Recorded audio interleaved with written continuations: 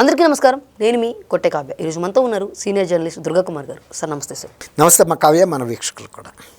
Sir, తమిళ దళపతి విజయ్ గారు ఈరోజు సీఎంగా ఆయన యొక్క ప్రస్థానం అక్కడ స్టార్ట్ అయిపోయింది. మరోపక్క ఏపీలో చూసుకుంటే గతం గడిచిపోయింది. మాజీ సీఎం అయిపోయారు జగన్మోహన్ రెడ్డి గారు. కానీ తమ యొక్క పరపతి ఇంకా కొనసాగుతూనే ఉంది అన్నట్లు తాజాగా అయితే మాజీ మంత్రి రోజా గారు అయితే ఒక ఇంటర్వ్యూలో మాట్లాడడం జరిగింది. అసలు విజయ్ గారు ప్రతి చోట కూడా అనుక్షణం కూడా జగన్మోహన్ రెడ్డి గారిని ఫాలో అవుతున్నారంట. డ్రెస్ సెన్సు, మాట తీరు, విధి విధానాలు. ఈ మాటలు అసలు మీరు ఎలా చూస్తారు? నక్కకి నాగలోకానికి ఉన్న తేడా చూస్తున్నామ్మా. ఒక పులికి నక్కకి ఉన్నంత తేడా చూస్తున్నా. బాడీ లాంగ్వేజ్ కూడా అసలు విజయ్ గారి బాడీ లాంగ్వేజ్కి జగన్మోహన్ రెడ్డి బాడీ లాంగ్వేజ్కి అసలు పోలికే లేదు. అంటే పులి తోలు నక్క కప్పేసుకుంటే పులి అయిపోయింది అవదు కదా. నడకేంటి, కాళ్ళు ఏంటి, దాని మూతి ఏంటి, దాని అరుపు ఏంటి, అన్నీ కూడా తేడాగానే ఉంటాయి. అదే నేను చెప్తున్నా. పులి నడిచి వచ్చిన తీరుకి పులి తోలు కప్పుకుని నక్క నడిస్తే కాళ్ళు అన్నీ తెచ్చిపోద్ది. అట్లాగే రోజాకి ఆయన చాలా గ్లామర్గా కనపడి ఉండొచ్చు, చాలా పెద్ద లీడర్గా కనపడి ఉండొచ్చు.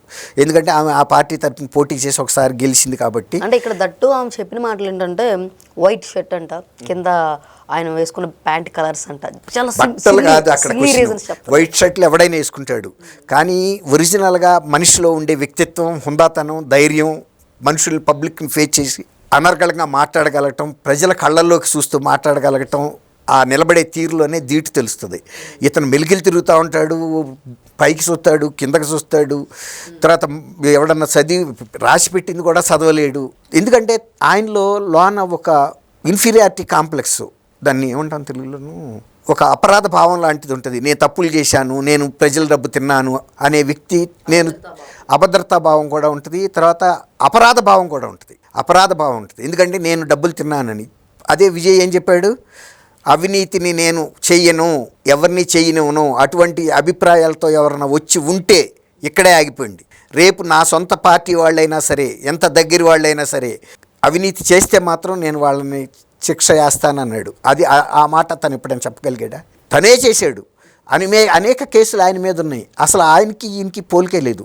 తర్వాత ఆయన ఏమి రాజశేఖర రెడ్డి గారు ఫోటో పెట్టుకోలేదు, లేకపోతే వాళ్ళ అమ్మని చెల్లిని ఎమ్మడి పెట్టుకుని రాలేదు. ఒక్కడే వచ్చాడు సింహంలాగా. ఆయన ఎవరి మీద ఆధారపడలా. తను డైరెక్ట్గా తమిళ ప్రజలతో నేనేం చేయదలుచుకున్నాను తర్వాత ఆయనకేం రాజకీయ వారసత్వం లేదే. ఒక ముఖ్యమంత్రి కొడుకునని చెప్పుకుని రాలేదు కదా. ఆయనకేం ఈయనలాగా పత్రికల్లోనూ టీవీ ఛానల్స్ లేవు కదా. ఆయన మీద 2 డజన్ల సిబిఐ కేసులు, ఈడీ కేసులు లేవు కదా. ఇన్ని కోట్ల ఆస్తులు జప్తులో లేవు కదా. ఆయనకి ఈయనకి ఏం పోలిక? అంటే జగన్మోహన్ రెడ్డి గారి ఫోటో పెట్టుకుని సో ఈయన ఫాలో అవుతున్నారు కాబట్టి ఈయన ఫోటోతో కూడా ప్రచారం చేశారని చెప్తున్నారు. మరి జగన్మోహన్ రెడ్డి ఫోటో పెట్టుకోవటం ఏంటి? రోజా వెళ్ళి ఎవరికి తరపున ప్రచారం చేసింది?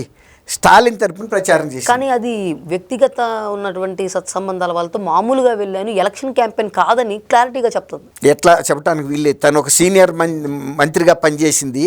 తను వెళ్ళింది అంటే జగన్మోహన్ రెడ్డి గారి డైరెక్షన్ ప్రకారమే వెళ్ళింది అనుకుంటారు తప్ప అది వేరేగా అనుకోవటానికి వీల్లేదు. పోనీ అట్లాంటి ఏమన్నా విజయ్ తరపున ఈమెలాగా వెళ్ళిన వాళ్ళు ఎవడన్నా ఉన్నాడా? వైఎస్ఆర్సీపీ పార్టీ తరపున వాళ్ళు ఏమైనా అడిగారా? వీళ్ళని అడగలేదు కదా. ఆయన ఎవరిని కూడా అడగలేదు. ఎవరైతే కలిసి వస్తారని కూడా ఆయన అనుకోలేదు. నేను ఒక్కడిగా అయినా సరే నేను ప్రూవ్ చేసుకోదలుచుకున్నా, నేను ప్రజలకి ఏమైతే చెప్పానో అది చేస్తాను, ప్రజలు నన్ను ఎన్నుకుంటే ముఖ్యమంత్రిగా ఉంటా, లేదు ప్రజా జీవితంలో నేను కొనసాగుతాను. ఎందుకంటే నాకు ఇప్పటికి చిన్న వయసులోనే నేను సంపాదించుకోవాల్సినంత సంపాదించా. కేవలం ప్రజల ఆశీర్వాదంతోనే, అభిమానంతోనే హీరోగా కొన్ని 100 కోట్లు సంపాదించుకున్నాను, నాకు చాలు అని చెప్పాడు. కాబట్టి అటువంటి ధైర్యంగా చెప్పలేదు కదా. ఇతను ఎలక్షన్ కన్నా తను ముఖ్యమంత్రి కాకముందు జగన్మోహన్ రెడ్డి క్విడ్ ప్రోకో ద్వారా తండ్రి ముఖ్యమంత్రిగా ఉన్నప్పుడు తండ్రి చాటున కొన్ని లక్షల కోట్ల రూపాయల క్విడ్ ప్రోకో ద్వారా సంపాదించాడు. క్విడ్ ప్రోకోని భారతదేశానికి పరిచయం చేసిందే రాజశేఖర రెడ్డి గారి కుటుంబం. అంతకుముందు ఎవరు కూడా ఇంతకుముందు కొన్ని తరాలు, ఇప్పుడు జవహర్లాల్ నెహ్రూ గారు, ఇందిరాగాంధీ, రాజీవ్ గాంధీ గారు పరిపాలించాడు. తర్వాత వాళ్ళ పార్టీ తరఫున అనేక సార్లు పివి నరసింహారావు గారు కానీ, లేకపోతే మన్మోహన్ సింగ్ గారు 2 సార్లు పరిపాలించాడు కాంగ్రెస్. అయినా కూడా వాళ్ళు ఎప్పుడు కూడా డబ్బుని సంపాదించడానికి వాడుకోలేదు. కానీ అదే జగన్మోహన్ రెడ్డి గారు తండ్రి ముఖ్యమంత్రి అయిన వెంటనే క్విడ్ ప్రోకో ద్వారా దేశంలో మనకు అసలు అది లేదు, ఎక్కడో ఫ్రాన్స్లో ఉందని చెప్తారు. అంటే ముఖ్యమంత్రిగానో అధికారంలో ఉన్న వ్యక్తులు ప్రజల సొమ్ముని, ప్రభుత్వ సొమ్ముని ప్రైవేటు వ్యక్తులకి ఇచ్చి వాళ్ళతో పరోక్షంగా వాళ్ళ కంపెనీల్లో పెట్టుబడులు పెట్టించుకోవటం ఇక్కడే చూసాం. సార్, కానీ ఇక్కడ ఏమాత్రం కూడా జగన్మోహన్ రెడ్డి గారు కానీ లేకపోతే ఆ పార్టీకి సంబంధించిన ఎటువంటి విషయాలని కానీ ఎక్కడ మళ్ళీ అంటే తమిళనాడులోకి ఎంటర్ అవ్వకూడదని చెప్పినట్టు స్టాలిన్ గారు కావచ్చు లేకపోతే విజయ్ గారు కావచ్చు ఇద్దరు భావించారనుకోవచ్చు. ఎందుకంటే ఇద్దరు కూడా 2 డిఫరెంట్ స్టేట్మెంట్లు ఇచ్చారు. అంటే ఎవరు ఫోటో పెట్టుకుని నేను గెలవలేదు ఇక్కడ దాకా రాలేదని చెప్పని విజయ్ గారు చెప్పడం, ఇక స్టాలిన్ గారు చూసుకుంటే ఏదైతే ఈవీఎంలు నేను గెలిచానో అదే ఈవీఎంలతో ఓడిపోయాను. సో ఇలా 2 స్టేట్మెంట్స్ని కూడా indirect counter to Jaganmohan Reddy అంటూ ట్రోల్ అవుతున్నాయి. అవును, కరెక్ట్. ఇప్పుడు స్టాలిన్ గారు కిందసారి నేను ఈవీఎంలతోనే ముఖ్యమంత్రి అయ్యాను, ఇప్పుడు ఈవీఎంలతోనే ఓడిపోయానని చెప్పాడు కదా. జగన్ యాక్సెప్ట్ చేస్తున్నాను, దాంట్లో దోషం లేదని, లోపం లేదని. కానీ జగన్మోహన్ రెడ్డి గారు కానీ వాళ్ళ పార్టీ వాళ్ళు కానీ ఏం చెప్పారు? 2019లో గెలిచి 151 సీట్లు వచ్చిన రోజు ఈవీఎంలలో లోపం ఉందని ఏమన్నా చెప్పారా? అది కనుక వాళ్ళకి అనుమానం అట్లాంటిది ఉంటే మేము ఈ విజయాన్ని అంగీకరించట్లేదు, మళ్ళీ బ్యాలెట్ ద్వారా ఎన్నికలు జరపండి, అప్పుడు గెలిస్తే మాత్రమే తీసుకుంటాం, ఇందులో ఏదో దోషం ఉందని మాకు అంతర్గతంగా మా పార్టీలో అందరం ఫీల్ అవుతున్నామని చెప్పాలి కదా. అవలా. కానీ ఎప్పుడైతే 24లో ఘోరమైన ఓటమి వచ్చిందో అప్పుడు ఈవీఎంలో లోపాలన్నాడు. ఆడలేక ఓటి మధ్యలో అన్నట్టు అదే స్టాలిన్ గారు అండవు. ఎందుకంటే స్టాలిన్ గారు ఒక రాజనీతిజ్ఞుడు, ఒక రాజకీయ కుటుంబం నుంచి ఆ వంశ పారంపర్యంగా వచ్చిన వ్యక్తి కాబట్టి అనేక ఆటుపోట్లు డిఎంకే అనేక సార్లు గెలిచింది, ఓడిపోయింది. ఎన్నిసార్లు గెలిచిందో అన్నిసార్లు కూడా ఓడిపోయింది. కాబట్టి బ్యాలెట్లో ఉన్న టైంలోనూ గెలిచారు, బ్యాలెట్లో టైంలో ఓడిపోయారు. ఈవీఎంలు వచ్చిన తర్వాత కూడా గెలిచారు, ఈవీఎంలతో ఓడిపోయారు. గెలిపోవటంలో అనేది ఒక రాజకీయ పార్టీకి సహజం.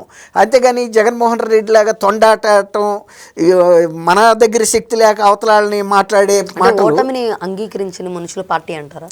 అది ఆ ఉందాతనం అందరికీ ఉండదు, ఆ ధైర్యం. నేను ఫస్టే చెప్పా, విజయ్తో పోల్చుకోవటం, విజయ్ నడకే వేరు, విజయ్ తీరే వేరు, విజయ్ మాట తీరే వేరు. విజయ్ మాట్లాడుతుంటే మారుమోగిపోయింది, తమిళనాడు రాష్ట్రం ఊగిపోయింది పూనకంతో. అది ఆ వ్యక్తిలో ఉన్న శక్తి అలాంటిది. ఈయనకి ఎట్లా వస్తుంది? ఎట్లా? ఇప్పుడు తనకు ఒక అపరాధ భావంతో ఉంటున్నాడు. ఎందుకు నేను డబ్బులు కొట్టేశాను, మా తండ్రి అధికారాన్ని ఉపయోగించుకుని మళ్ళీ నేను వస్తున్నది కూడా డబ్బులు కొట్టేయటానికి. కాబట్టి అటువంటి ధైర్యమైన మాట ఒక్కటి చెప్పగలిగాడా? నేను అవినీతికి వ్యతిరేకంగా పోరాడతాను. అతను ఫస్ట్ చెప్పిన మాట విజయసాయిరెడ్డి ఏం చెప్పాడు? పిలిపించి మద్యం ఆదాయం ప్రభుత్వ కోశాగారానికి వెళ్ళే విధానాన్ని వద్దు, పాత విధానాన్ని రద్దు చేయండి, ఆ ఆదాయం మన పార్టీకి నాకు వ్యక్తిగతంగా రావాలి. అది బయట అసెంబ్లీ బయట కొంతమంది ఎవరికైతే ఎమ్మెల్యేలు కాదో మినిస్టర్లు కాదో వాళ్ళు నిర్ణయించారు ఈ విధానాన్ని. అది కూడా ఆయనే చెప్పాడు విజయసాయిరెడ్డి గారు, నా ఇంట్లోనే నా అధ్యక్షతనే జరిగిందని. అట్లాంటి దుర్విధానాన్ని పాటించి అనేక లక్షల మంది ఆరోగ్యాన్ని దెబ్బతీసి కేవలం ఒక వ్యక్తి ఆర్థిక ప్రయోజనం కోసం చేస్తే అటువంటి వ్యక్తిని ఏ పార్టీ అయినా లేకపోతే ఒక ప్రధానమంత్రో లేకపోతే ప్రధాన స్థాయి అధికారి వచ్చి కలుస్తాడా? కలవడు కదా. అట్లాగే విజయ్ తన తండ్రి కనుక అయ్యి, నా తండ్రి చీఫ్ మినిస్టర్ కాబట్టి ఆ తండ్రి చచ్చిపోయినప్పుడే అక్కడే శవాన్ని పెట్టుకుని సంతకాలు చేయించుకున్న మనిషి కాదు కదా. లేకపోతే ఆయన ఫోటోలు ఫ్లెక్సీలు పెట్టుకుని కానీ ఎందుకంటే సార్ వైసీపీ శ్రేణులు ఎప్పుడు వైఎస్ రాజశేఖర రెడ్డి గారికి సంబంధించి మరణం దగ్గరే అంటే ఆ చనిపోయినప్పుడే సంతకాల సేకరణ, ఈ అంశం వస్తే మాత్రం అందరూ బెంబేలెత్తిపోతారు. దేనికంటారు? అంటే అసలు అది అటువంటి పని ఎవరు కూడా చెయ్యరు. ఇప్పుడు ఇందిరాగాంధీ గారు కూడా సరిపోయింది తీసుకొచ్చారు ఆ టాపిక్. ఇప్పుడు మీరు కూడా ఆ ప్రస్తావన తీసుకొచ్చారు. అంటే అట్లాంటివి జరిగినాయి కదా. అదే అండి, వ్యక్తిత్వం అనేది ఎట్లా ఉంటుంది అనేది చెబుతున్నా. కొంతమందికి అట్లాంటి నీచపు ఆలోచనలు ఉంటాయి. అదే ఇందిరాగాంధీ గారు కూడా చనిపోయింది. ఆమె కూడా ఒకసారి కాల్పులకు గురయ్యి అంతరంగ రక్షక సిబ్బంది కాల్పుల్లో చనిపోయింది, సడన్గా చనిపోయింది. కానీ అటువంటి ప్రయత్నం రాజీవ్ గాంధీ గారు చేయలేదు, పార్టీయే కోరుకునే ఆయన్ని చేసింది. అంతేగాని అటువంటి ఆలోచన తండ్రో తల్లిలో చనిపోతే ఒక ప్రజా జీవితంలో ఉన్న వ్యక్తి ఇలాంటి ఎవరైనా చేస్తాం మనం. ఇప్పుడు తండ్రి చనిపోయాడు, ఏదో అది మామూలుగా చనిపోతే వేరు సహజ మరణం వృద్ధాప్యంతో. ఒక ప్రమాదంలో చనిపోతే మనం వెళ్ళి బీరువా తీసి బీరువాల్లో ఏమున్నాయి అని ఎత్తుక్కుంటామా? ముందు ఆయన అంత్యక్రియలు చేయాలి, అసలు ఎట్లా చనిపోయాడు అనే బాధలో ఉంటాం మనం, అంతే కదా. అది కాదు ఆయనకి. అంటే మొదటి నుంచి కూడా ఆయన చూపు పదవి మీద ఉంది. అది తండ్రి అవ్వచ్చు, ఎవరైనా కావచ్చు. ఇప్పుడు తల్లి చెల్లి ఇచ్చిన త్యాగాలను ఉపయోగించుకుని పదవిలోకి వచ్చాడు. కానీ తల్లికి చెల్లికి ఏమన్నా సహాయం చేశాడా? ఎవరో పరిమళ నత్వాని అని రిలయన్స్ కంపెనీకి చెందిన వ్యక్తికి రాజ్యసభ మెంబర్షిప్ ఇచ్చాడు. కానీ అంటే ఎక్కడా కూడా ఆయన డబ్బుతో చూస్తాడు ప్రతి అంశాన్ని, అంతేగాని రక్త సంబంధం చూడడు, ప్రేమతో చూడడు. జగన్మోహన్ రెడ్డి డిక్షనరీ డిక్షనరీలో కార్పొరేట్ ఆయన మొత్తం ఇప్పుడు ఆ డబ్బు సంపాదించింది కూడా క్విడ్ ప్రోకో ద్వారా కార్పొరేట్ లెవెల్. లేకపోతే అంతకుముందు ఆయనకి 5 కోట్లు పెట్టుకుని 3 కోట్లు పెట్టుకుని ఒక చిన్న పవర్ ప్రాజెక్ట్ పెట్టుకోవడానికే పెట్టుబడి లేని కుటుంబం. తప్పు పట్టలేదు, ఎందుకంటే రాజశేఖర రెడ్డి గారు గతంలో ఒకప్పుడు బాగానే ఉన్నప్పటికీ కూడా ఆయన తను సీనియర్స్ మీద తిరుగుబాటు చేయడంతో ఆ ముఖ్యమంత్రులందరూ ఆయన ఆర్థిక మూలాలను దెబ్బ కొట్టడంతో ఆయన కూడా ఆర్థిక ఇబ్బందుల్లో పడ్డ టైంలోనే అటువంటి సిచ్యువేషన్ వచ్చింది.